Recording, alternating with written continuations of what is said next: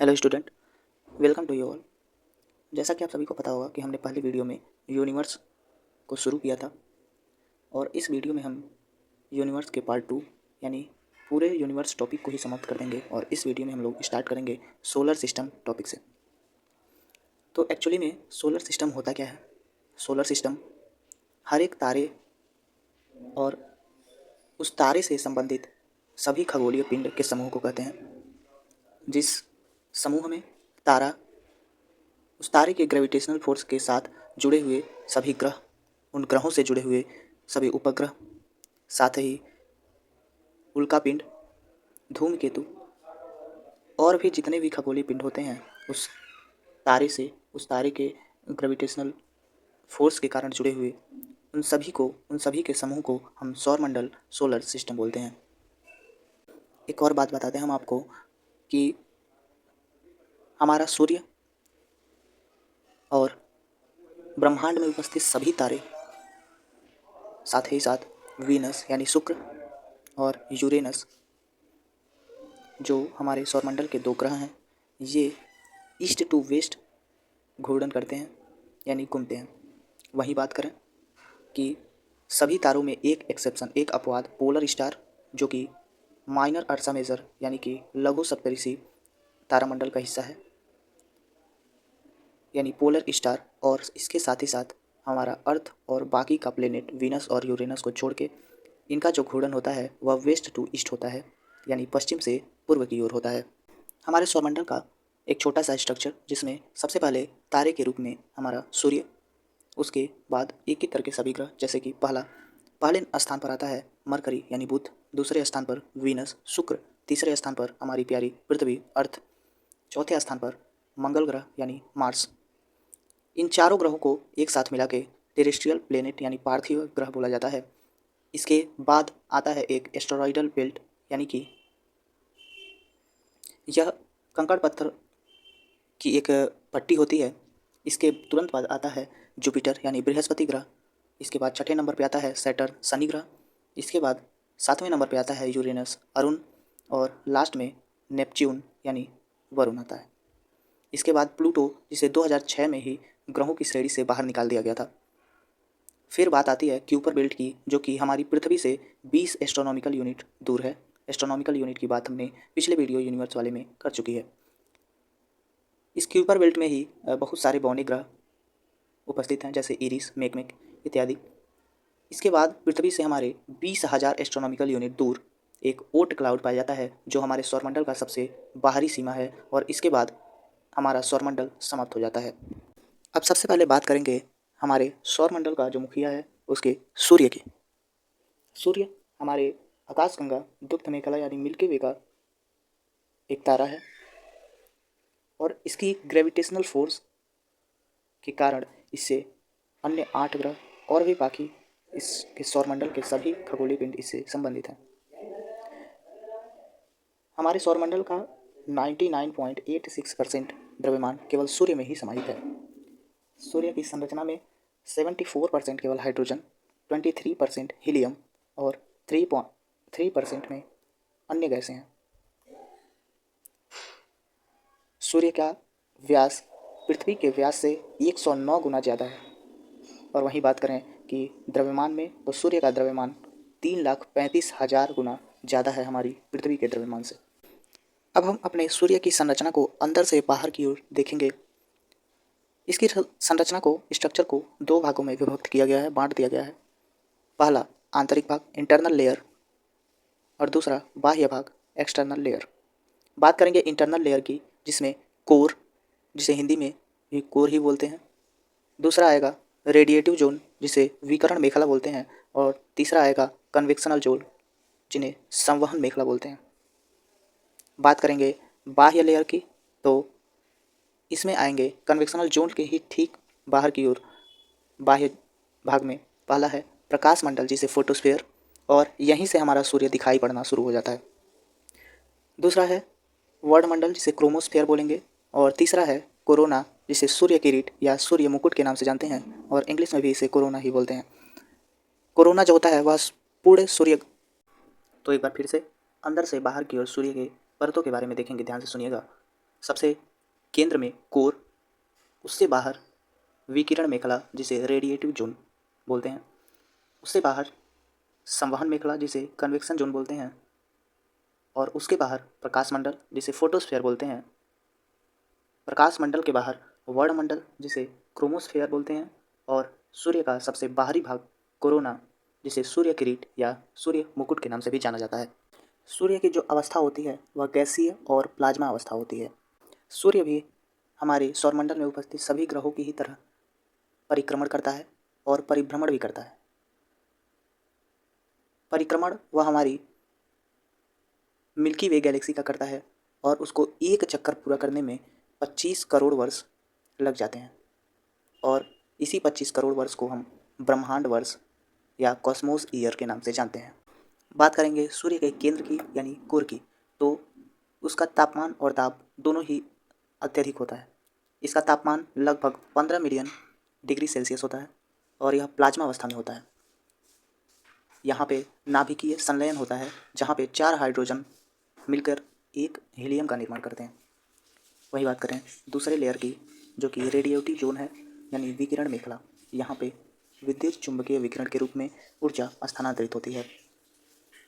तीसरा बात करें कि संवहन मेखला जिसे कन्वेक्शनल जोन के नाम से जानते हैं, यहाँ पे सूर्य के पदार्थों का संवहन होता है। फिर बात आती है चौथे लेयर की, जिसका नाम है प्रकाश मंडल यानी फोटोस्फीयर। यहीं से हमारा सूर्य दिखाई पड़ना शुरू होता है, यानी कि इसे बोल सकते हैं यह सूर्य का दृश्यमान परत है यानी visible layer of sun.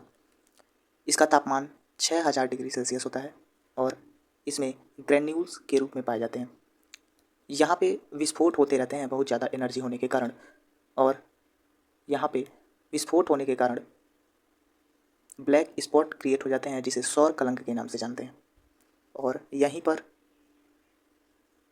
Flame की तरह ज्वालाएं उत्पन्न होती हैं और उन फ्लेम से सोलर विंड निकलते हैं जो कि हमारी पृथ्वी की ओर जाते हैं। हमारी पृथ्वी में बहुत ही ज़्यादा आयरन होने के कारण जब हमारी पृथ्वी घूमती है तो उसके चारों तरफ विद्युत चुंबकीय क्षेत्र उत्पन्न हो जाता है, जिससे सोलर विंड हमारी पृथ्वी पर नहीं जा पाती। चुंबकीय क्षेत्र उत्तरी और दक्षिणी ध्रुव पर नहीं बन पाते, इसलिए वहाँ पर यह सोलर विंड दिखाई पड़ती है। जब यह सोलर विंड हमारे उत्तरी ध्रुव पर दिखाई पड़ती है तो उसे ऑरोरा बोरियोलिस बोलते हैं, और वहीं जब यह सोलर विंड हमारे उत्तरी ध्रुव पर दिखाई देती है तो उसे अरोरा ऑस्ट्रियोलिस बोलते हैं। इसे आप ऑस्ट्रेलिया से याद रख सकते हैं कि ये ऑस्ट्रेलिया हमारे उत्तरी ध्रुव में है, तो उसे ऑस्ट्रियोलिस के नाम से जानते हैं उत्तरी ध्रुव में। बात करें सौर कलंक, जो सन स्पॉट है, इसकी डिस्कवरी गैलीलियो ने किया था, और यहाँ पर तापमान 2700 से लेके 4200 डिग्री सेल्सियस के करीब होता है। अब बात करेंगे सूर्य के अगले लेयर की, जो है वर्णमंडल यानी क्रोमोस्फीयर। यहाँ पर तापमान फिर से 6000 डिग्री सेल्सियस से 20000 डिग्री सेल्सियस तक हो जाता है। यह लाल रंग का दिखाई पड़ता है और यह हमें पूर्ण सूर्य ग्रहण के समय ही दिखाई पड़ता है, और उस समय यह हमें डायमंड की अंगूठी के समान दिखाई पड़ता है। बात करें सबसे बाहरी परत कोरोना की, तो यह सब सूर्य की सबसे बाहरी परत है और तापमान यहाँ पर लगभग 1 मिलियन से 2 मिलियन डिग्री सेल्सियस तक पहुँच जाता है।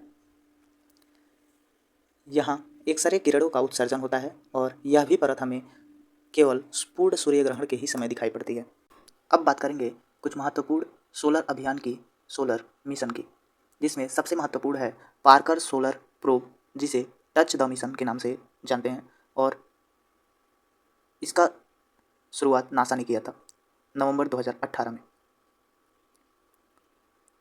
इसके बाद भारत ने आदित्य L1 2023 सितंबर में शुरू किया था। आदित्य L1 का जो मुख्य काम था वह सूर्य का सबसे बाहरी परत कोरोना का अध्ययन करना था। इसके बाद आता है ग्रेप्स 3 एक्सपेरिमेंट, जिसको भारत और जापान द्वारा शुरू किया गया, और यह एक टेलीस्कोप है जिसको ऊटी में यानी भारत के ही ऊटी में इसका प्रयोग किया गया, और इसका जो प्रयोग है, इसका उपयोग हम कॉस्मिक रेस को स्टडी करने के लिए कर रहे हैं। इसके बाद नेक्स्ट मिशन जो है वो है एस्ट्रोसैट मिशन। जो कि भारत का पहला बहुतरंगदैर्घ्य उपग्रह यानी मल्टी वेवलेंथ स्पेस टेलीस्कोप था। और ऐसा करने वाला भारत चौथा देश बन गया है। इससे पहले अमेरिका, रूस और जापान ने अंतरिक्ष में इसे लॉन्च कर चुका है। अब शुरू करते हैं ग्रहों को जानना, लेकिन इससे पहले दो शब्द जानना बहुत ही ज़रूरी है, जो है रोटेशन यानी घूर्णन और दूसरा है रिवॉल्यूशन यानी परिक्रमण। ये दोनों शब्द और दोनों की जानकारी देने वाले पोलैंड के साइंटिस्ट निकोलस कोपर्निकस जी थे। इन्होंने ही सबसे पहले इन दोनों बातों को बताया था। तो रोटेशन यानी घूर्णन का जो मतलब होता है वह किसी भी ग्रह का अपने अक्ष या धुरी या एक्सिस पर स्पिन करना, घूमना ही रोटेशन होता है। वहीं बात करें रिवॉल्यूशन की, तो रिवॉल्यूशन किसी ग्रह का उस सौरमंडल के का जो तारा है, जो मुखिया है, उसके चारों तरफ अपनी ही कक्षा में चक्कर लगाना, वही रिवॉल्यूशन कहलाता है। बात करें ग्रह क्या होता है, तो ग्रह उस सौरमंडल में उपस्थित तारे का परिक्रमण करने वाला खगोलीय पिंड है जिसके पास खुद का स्वयं का प्रकाश नहीं होता। ग्रहों की शुरुआत सबसे पहले उनके क्रम के हिसाब से करते हैं कि हमारे सौरमंडल में कौन सा ग्रह कौन से नंबर पे आता है, कौन से क्रम में आता है। सबसे पहले नंबर पे आता है बुध यानी मरकरी, दूसरे नंबर पे आता है शुक्र यानी वीनस, तीसरे पे आता है हमारा अर्थ पृथ्वी, चौथे नंबर पे आता है मंगल ग्रह यानी मार्स, पाँचवें नंबर पे आता है बृहस्पति यानी जुपिटर, छठे नंबर पे आता है सैटर्न यानी शनि, सातवें नंबर पे आता है यूरेनस यानी अरुण और आठवें नंबर पे आता है नेपच्यून यानी वरुण। अब बात करें कि ग्रहों का क्रम उनके द्रव्यमान के हिसाब से यानी आकार के हिसाब से, साइज के हिसाब से कौन सा ग्रह बड़ा है, कौन सा ग्रह छोटा है। तो चलिए आरोही क्रम में देखेंगे, छोटे से बड़े की ओर जाएंगे, जिसमें सबसे पहले नंबर पे आता है मरकरी बुध, उसके बाद दूसरे नंबर पे आता है मार्स यानी मंगल, तीसरा सबसे बड़ा ग्रह है वीनस शुक्र, चौथे नंबर पे हमारा अर्थ यानी पृथ्वी आता है, पाँचवें नंबर पे नेपच्यून यानी वरुण आता है, छठे नंबर पे यूरेनस यानी अरुण आता है, सातवें नंबर पे सैटर्न यानी शनि आता है और आठवां सबसे बड़ा ग्रह हमारे सौरमंडल का जुपिटर यानी बृहस्पति है। इन आठों ग्रहों में से दो ग्रह जो हैं, दो ग्रह यूरेनस यानी अरुण और वीनस यानी शुक्र, इनके जो घूमने की जो दिशा है, रोटेशन का जो डायरेक्शन होता है, वह बाकी 6 ग्रहों से बिल्कुल विपरीत होता है, क्योंकि इनका जो डायरेक्शन होता है वह ईस्ट टू वेस्ट होता है यानी क्लॉकवाइज डायरेक्शन होता है, जबकि बाकी 6 ग्रह हमारी पृथ्वी के साथ उन सभी ग्रहों का जो रोटेशन का डायरेक्शन होता है वह वेस्ट टू ईस्ट होता है। ग्रहों को मुख्यतः दो भागों में बांटा गया है, यानी पहला इनर प्लेनेट, दूसरा आउटर प्लेनेट। इनर प्लेनेट में मरकरी यानी बुध, वीनस, शुक्र, अर्थ, पृथ्वी और मंगल, मार्स आते हैं 4। इन चारों ग्रहों को टेरेस्ट्रियल प्लेनेट यानी पार्थिव ग्रह भी बोला जाता है। पार्थिव ग्रह बोले जाने के पीछे जो कारण है वह यह है कि ये चारों ग्रह रॉक यानी चट्टान और मुख्यतया धातुओं जैसे कि आयरन यानी लोहे से बने होते हैं। इसके बाद जो बाकी 4 ग्रह आते हैं जो आउटर प्लेनेट के हिस्सा हैं, जो Jupiter, Brihaspati, Saturn, Shani, Uranus, Arun और नेपच्यून, वरुण, ये 4 आउटर प्लेनेट के पार्ट हैं। आउटर प्लेनेट को जोवियन प्लेनेट या गैसीय जाइंट के नाम से जानते हैं। क्यों? क्योंकि ये चारों ग्रह मुख्यतः गैसों से ही निर्मित हैं। आउटर प्लेनेट को फिर से 3 भागों में बांट दिया गया, जिसमें पहला है गैसियस जाइंट, दूसरा है आइस जाइंट और तीसरा है ड्वार्फ प्लेनेट। गैसियस जाइंट में 2 ग्रह आते हैं, इस जो है जुपिटर, बृहस्पति और दूसरा सैटर्न, शनि। वहीं बात करें आइस जाइंट की, जो ग्रह बर्फ से बने होते हैं, यानी यूरेनस, अरुण और नेपच्यून, वरुण।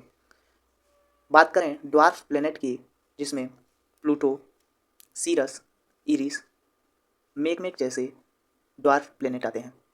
जैसा कि हमने अभी देखा कि इनर प्लेनेट जो होते हैं वो रॉक और मटेरियल से बने होते हैं, मेटल से बने होते हैं, तो जाहिर सी बात है इनका जो घनत्व होता है वह आउटर प्लेनेट जो कि गैस से बने होते हैं उनसे उनकी अपेक्षा इनर प्लेनेट का जो डेंसिटी होता है वो हाई होता है।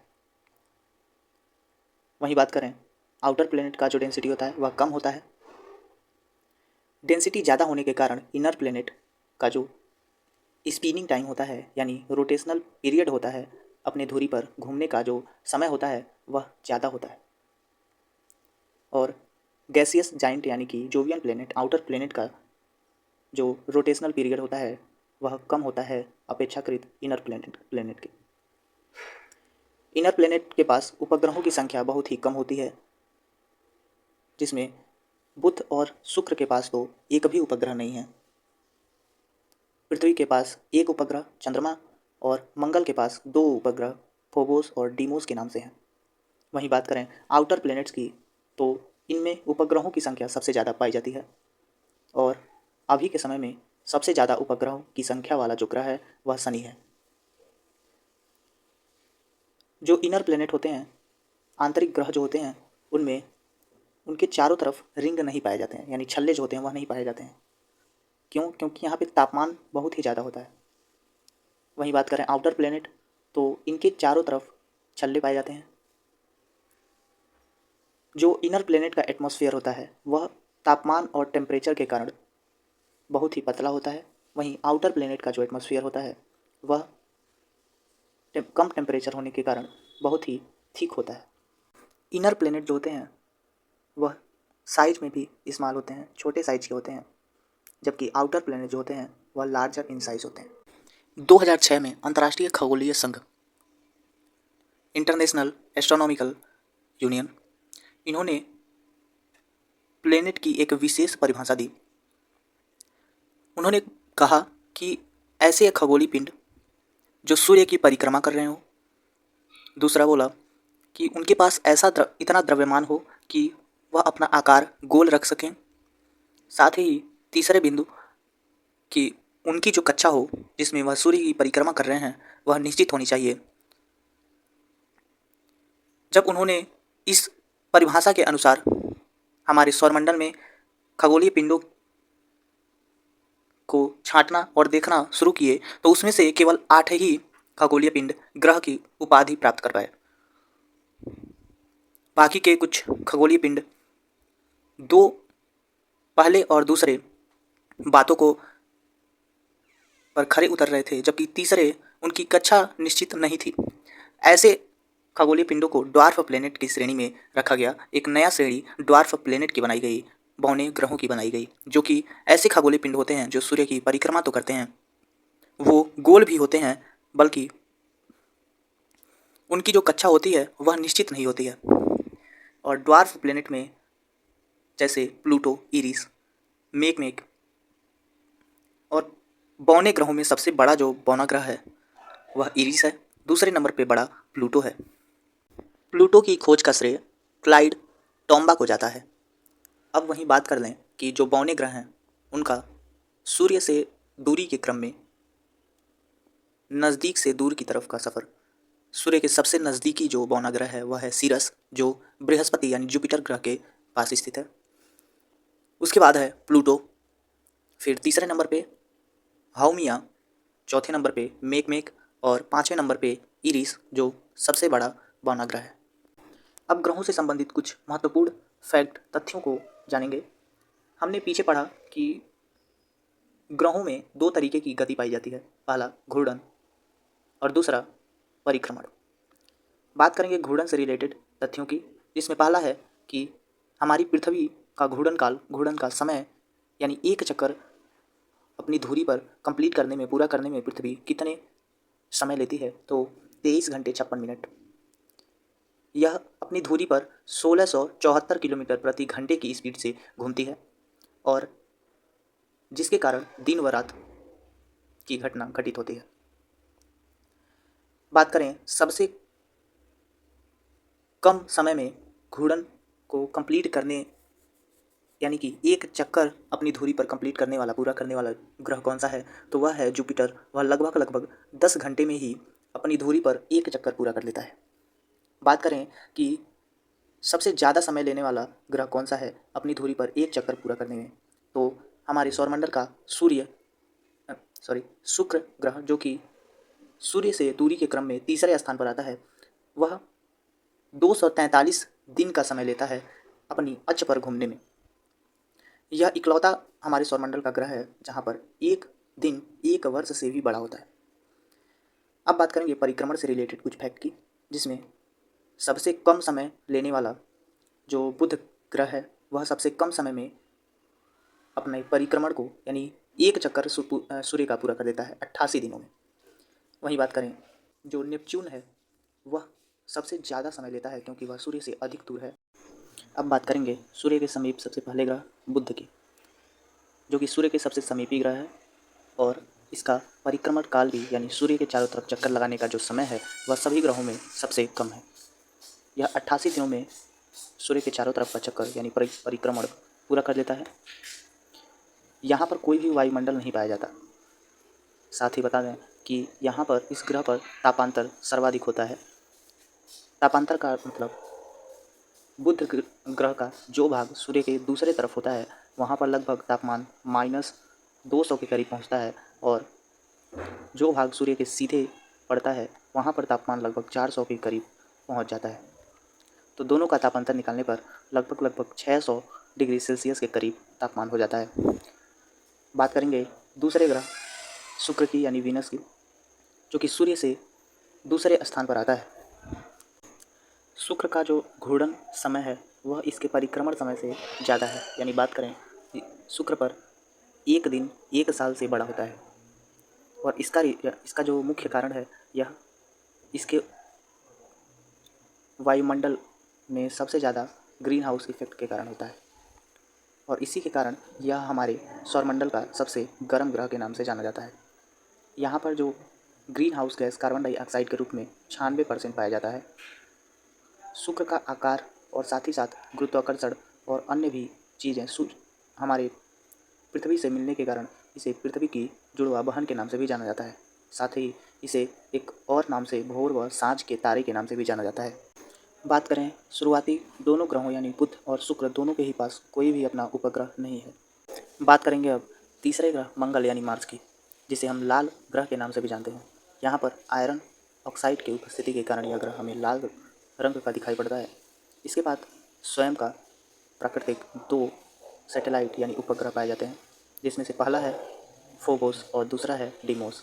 डीमोस उपग्रह जो है वह हमारे सौरमंडल का सबसे छोटा उपग्रह है। साथ ही बात करें यहाँ पर एक ज्वालामुखी पाई जाती है जो हमारे सौरमंडल का सबसे ऊंची चोटी के नाम से जानते हैं, ओलंपस मोन्स जिसका नाम है, जो कि हमारे माउंट एवरेस्ट के 3 गुने के बराबर है, लगभग 27 किलोमीटर ऊंचा है। यहीं पर वायलेस मैरिनियन नाम का कैनाइन पाया जाता है। मंगल ग्रह पे हमारे भारत द्वारा एक मंगलयान जो कि 15 नवंबर 2013 में MOM नाम से छोड़ा गया था, जो कि 24 सितंबर 2014 को मंगल ग्रह के समीप जहां पर जाना चाहिए वहां पर वह जाकर पहुंचा। इससे पहले भी USSR, ESA और नासा ने मंगलयान छोड़ चुका था। इसके बाद हम चौथे नंबर पे थे जो मंगलयान यानी मंगल ग्रह पर अपना मंगलयान भेज सके। अब बात करेंगे हमारे सौरमंडल के सबसे बड़ा ग्रह बृहस्पति की, जो कि सूर्य से 5वें स्थान पर आता है। इसकी जो घूर्णन गति है, घूर्णन काल है, यह हमारे सौरमंडल के सभी ग्रहों में सबसे कम है, जो कि 10 घंटे में अपने अक्ष पर अपनी घूर्णन को कंप्लीट कर लेता है, पूरा कर लेता है। इसके बाद अपना खुद का प्राकृतिक सैटेलाइट उपग्रह की संख्या 79 यानी 79 है, जिसमें से गैनीमीड जो कि हमारे सौरमंडल का सबसे बड़ा उपग्रह है, दूसरे नंबर पे IO और अगला यूरोपा और कैलिस्टो, जो कि इन 79 में से 4 मुख्य हैं। बृहस्पति ग्रह पर एक द ग्रेट स्पॉट यानी लाल रंग का धब्बा दिखाई पड़ता है, जो कि वहाँ पर आने वाले सबसे खतरनाक तूफान होते हैं। जुपिटर और उस पर उपस्थित ये 4 प्रमुख उसके उपग्रह की खोज गैलीलियो ने ही की थी। साथ ही सैटर्न जो कि आगे हम लोग पढ़ेंगे शनि ग्रह की खोज भी गैलीलियो ने ही की थी। इससे पहले हम बात कर चुके हैं कि सन स्पॉट यानी कि सूर्य कलंक का भी खोज गैलीलियो ने ही किया था। इसके बाद जो ग्रह आता है शनि, जिसका रंग पीला होता है और यह पीला रंग अमोनिया की उपस्थिति के कारण होता है। बात करें तो यह हमारे सौरमंडल का सबसे ज़्यादा संख्या में उपग्रहों वाला ग्रह है।